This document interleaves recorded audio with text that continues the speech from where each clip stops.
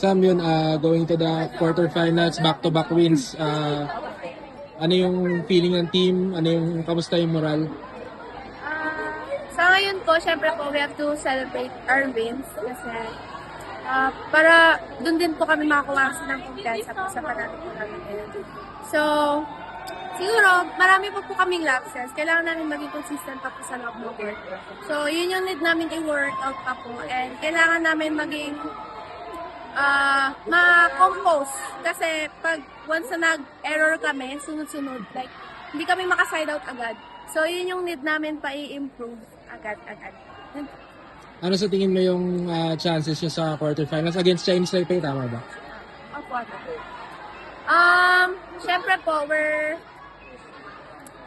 gusto po namin makuha yun. Like, as in, pagtatrabahuhan namin, kung anong pwedeng gawin na solusyon sa lahat ng mga lapses namin, gagawin namin. Mag-viewing kami, mag-training kami na maayos, pagtatrabahuhan namin para makuha namin yung game namin. One game at a time lang po. Nung na-sweep kayo ng Thailand, paano kayo nakabawi doon? At itong ganda na pinakita nyo last 2 games, parehas straight sets.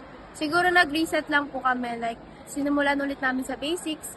Finil up namin yung mga kulang namin sa training. Nag-training po kami and nag-viewing po kami. Yun lang naman po yung lagi po namin ginagawa eh.